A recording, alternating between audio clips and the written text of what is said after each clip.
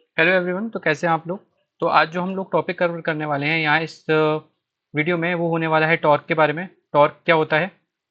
Torque या उसको आप टर्निंग इफेक्ट भी बोल सकते हैं या फिर मूवमेंट ऑफ द फोर्स बोल सकते हैं।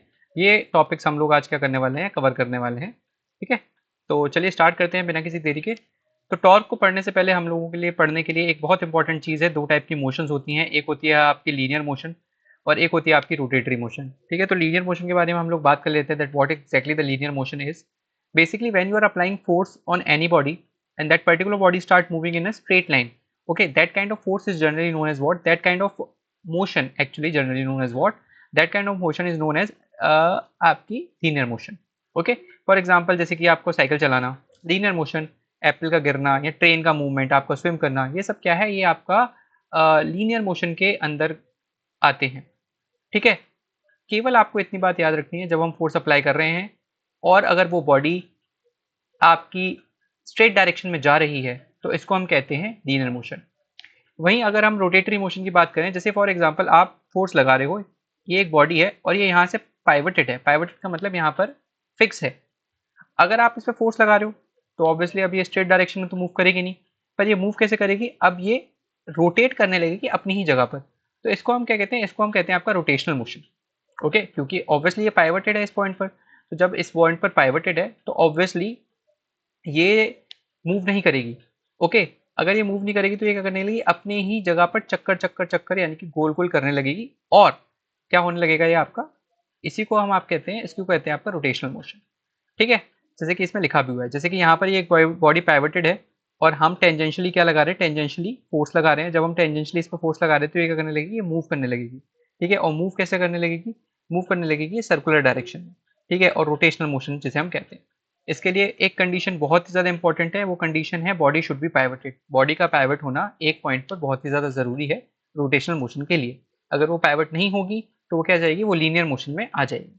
ओके, चलिए, तो लीनियर रोटेशन मोशन हो गया। अब हम बात करते हैं टॉर्क का।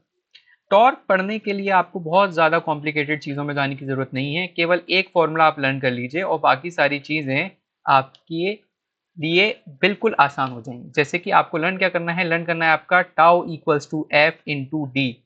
Just this formula you have to learn. Okay, इसी से आपकी डेफिनेशन बन जाएगी, इसी से आपकी ऐसा यूनिट बन जाएगी। कोई भी चीज़ जो भी आपकी सॉल्व होनी होगी वो इससे ही बन जाएगी।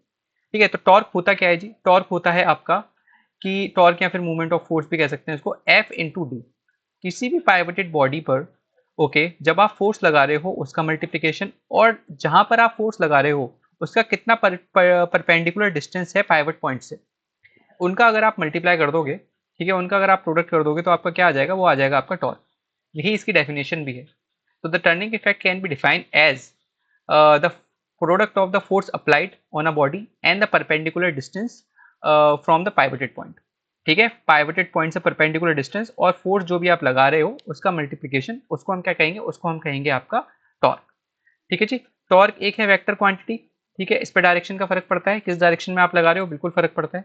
ठीक है, इसकी जो यूनिट है वो भी बहुत आसानी से किससे बन सकती है? इसकी जो यूनिट है वो भी बहुत आसानी से आपकी बन सकती है, किससे? आपके फॉर्मूले से। जैसे कि आपको पता है फोर्स की यूनिट क्या होती है? फोर्स की ऐसे यूनिट होती है न्यूटन। डिस्टेंस की ऐसे यूनिट क्या होती है? मीटर। तो आपकी जो टॉर्क की यूनिट हो गई, टॉर्क की यूनिट क्या होगी? टॉर्क की यूनिट होगी न्यूटन इंटू मीटर। ओके, यहीं अगर आप इसकी सीजीएस यूनिट की बात करेंगे तो इसकी सीजीएस यूनिट क्या होती है? सीजीएस यूनिट भी आप ऐसे बना सकते हैं, डायन सेंटीमीटर, डायन परसेंट, डायन इंटू सेंटीमीटर। ओके, यहाँ लेकिन यहाँ पर अब दो क्वेश्चन आते हैं। What is the relation between SI and CGS unit of torque? ये जनरली क्वेश्चन एग्जाम से पूछ लिया जाता है कि एसआई यूनिट और सीजीएस यूनिट में क्या रिलेशन है टॉर्क की। तो इसको हम लोग ड्राइव कर लेते हैं, इसको हम लोग पूछ लेते हैं। जैसे आप लिख लो 1 newton metre. 1 newton equals to how many dynes होता है? 1 न्यूटन होता है 10⁵ dyne. Okay, and 1 metre equals to how many centimetre? 1 metre equals to 100 centimetre और 10⁵ सेंटीमीटर। यस और नो? ओके एवरीवन, तो क्या हो गया? 1 newton metre equals to 10⁷ dyne centimeter. Okay, everyone getting my point? So this is the what? This is the relation between what? This is the relation between SI unit and CGS unit of torque. Okay. After that, what are the factor affecting torque? What are the factor that affects the torque? ठीक है, torque को कौन से factor effect करेंगे? Obviously torque को दो ही factor effect करेंगे कि दो चीज़ों पे डिपेंड करता है, फोर्स और डिस्टेंस। भाई एक तो आप फोर्स कितना लगा रहे हो और दूसरी आपकी डिस्टेंस क्या है फोर्स की। ठीक है, जैसे कि फॉर एग्जांपल ये एक पाइवटेड बॉडी है। ठीक है, ये एक पाइवटेड बॉडी है। अब यहाँ पर अगर आप बिल्कुल इसके यहाँ पर मिडिल पे फोर्स लगाओगे तो क्या टर्निंग इफेक्ट होगा? नहीं होगा, क्योंकि यहाँ पर डी क्या हो गया आपका? डी हो गया जीरो। अगर डी जीरो हो गया तो टॉर्क भी क्या हो जाएगा? तो टॉर्क भी आपका जीरो हो जाएगा। ठीक है, दो चीज़ों पर ये डिपेंड करता है, कितनी जोर से आप फोर्स लगा रहे हो और कितनी ज़्यादा डिस्टेंस है। ठीक है, इन दो चीज़ों पे आपका जो टॉर्क होता है वो क्या होता है? वो डिपेंड करता है। नेक्स्ट हम लोग बात करते थे। अब देखिए आप एक बात बताइए, अगर कोई बॉडी रोटेशनल मोशन कर रही है, जैसे कि फॉर एग्जांपल मैं यहाँ इस पर फोर्स लगा रहा हूँ तो ये ऐसे मूव करेगी। ठीक है, क्लॉकवाइज मूवमेंट है इसका। मैं यहाँ पर फोर्स लगा रहा हूँ तो ये ऐसे मूव करेगी, जैसे हम कहते हैं एंटी क्लॉकवाइज मोशन। तो एक बॉडी केवल दो ही तरीके से मोशन कर सकते हैं, या तो क्लॉकवाइज या एंटी क्लॉकवाइज। ओके, सो जहाँ पर यहाँ पर जितने भी क्लॉकवाइज मूवमेंट होते हैं वो बेटा नेगेटिव लिए जाते हैं, और यहाँ पर जो भी एंटी क्लॉकवाइज मूवमेंट लिए होते हैं वो पॉजिटिव लिए जाते हैं। अब इसको लेकर सबकी अलग अलग थ्योरीज हैं कि क्यों लिए जाते हैं, कैसे लिए जाते हैं। एक कोई थंब रूल भी लगाता है, क्योंकि जब आप एंटी क्लॉकवाइज अपनी मुट्ठी को बंद करते हो तो ऊपर की तरफ डायरेक्शन करती है। ठीक है, एंटी क्लॉकवाइज जब आप करोगे तो इसको पॉजिटिव माना गया है। अगर आप क्लॉकवाइज उसको मूव करोगे तो वो नीचे की तरफ पॉइंट करेगा, तो उसको नेगेटिव माना गया है। ठीक है, तो ऐसे करके आप इसको लर्न कर सकते हो, clockwise movement negative, anti clockwise movement positive. ठीक है, इसके समय एग्जांपल्स भी हैं, जैसे कि पहला एग्जांपल अगर आप देख लें तो एग्जांपल किसका है? एग्जांपल है आपका स्पैनर। स्पैनर या रिंच जो हम यूज़ करते हैं ना, उसको हम पकड़ते हैं और फिर मूव कराते हैं, तो वो भी क्या है? वो आपके टॉर्क का एग्जांपल है। स्क्रू ड्राइवर, स्क्रू ड्राइवर का मतलब आप स्क्रू ड्राइवर को रखते हो और उसको फिर खोलते हो, उसमें भी आप मूवमेंट करा रहे हो। डोर, ये तो डेली लाइफ का एग्जांपल है। डोर की एक साइड क्या होती है? डोर की एक साइड हिंजेस होती हैं। ठीक है, और दूसरी साइड क्या होता है? दूसरी साइड ये होता है आपका, यहाँ पर आपका लगा रहता है हैंडल। ठीक है, तो डोर भी क्या करता है? एक जगह फिक्स है, तो ये करता है आपका रोटेशनल मोशन। वही कार की जो स्टेयरिंग होती है वो भी आप कैसे रोटेशनल मोशन करवाते हैं कि नहीं करवाते हैं? तो वो भी रोटेशनल मोशन का एग्जाम्पल है। वो भी एक टॉर्क का एग्जाम्पल है दरअसल देखा जाए तो। अच्छा, टॉर्क में एक चीज़ और आती है जिसको हम क्या कहते हैं? जिसको हम कहते हैं कपल। तो कपल क्या होता है? तो कपल के समझने के लिए आपको ये जानना बहुत ज़रूरी है कि कपल क्या होता है। जी हाँ, बिल्कुल जो आप सोच रहे हो वही कपल होता है। कपल मतलब युगल, जोड़ा। ठीक है, अब कपल तो कोई भी हो सकता है ना? एक लड़का लड़की भी कपल हैं।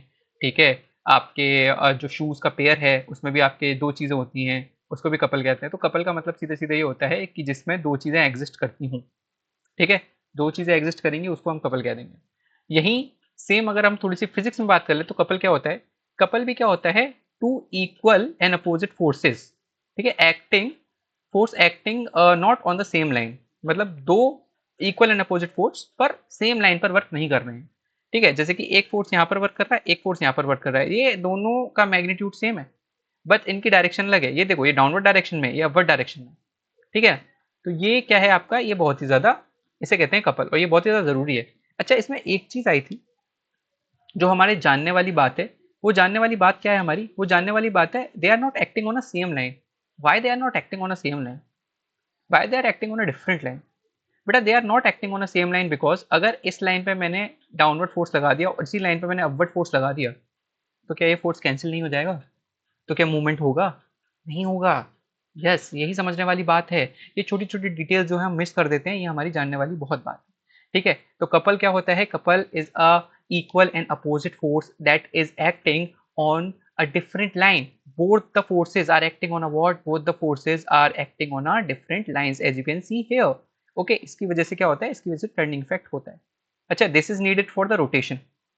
टॉर्क के लिए, रोटेशन के लिए ये बहुत ज़रूरी होता है। जैसे कि बहुत डेली लाइफ के अगर मैं आपको एग्जांपल दूं, ठीक है, जैसे कि आप स्टेयरिंग व्हील अगर टर्न कर रहे हो, तो स्टेयरिंग व्हील अगर टर्न कर रहे हो तो एक तो जो आपको फोर्स लगाना पड़ेगा वो यहाँ लगाना पड़ेगा अपवर्ड डायरेक्शन में, एक डाउनवर्ड डायरेक्शन लगाना ही पड़ेगा।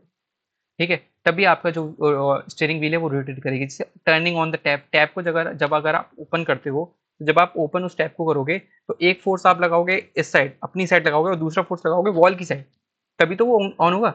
जैसे कि using a hand mixture, opening a bottle cap, बहुत सारे एग्जाम्पल्स है कपल की। ठीक है, बहुत सारे एग्जाम्पल्स हैं जो कि हम डेली लाइफ में यूज करते हैं। इवन जो चाबी खोलना, जब आप चाबी खोलते हो तब भी आप क्या करते हो? एक आप ऊपर लगाते हो, एक नीचे लगाते हो फोर्स, तभी क्या होता है? तभी ये सब खुल पाता है। Okay everyone, so thank you so much for this. आज के लिए इतना ही, बाकी देखेंगे हम अपने नेक्स्ट लेक्चर में। ओके, बाकी का जो नेक्स्ट लेक्चर रहने वाला है वो इक्विलिब्रियम, सेंटर ऑफ ग्रेविटीज, इन सब के बारे में रहने वाला है। So thank you so much for today.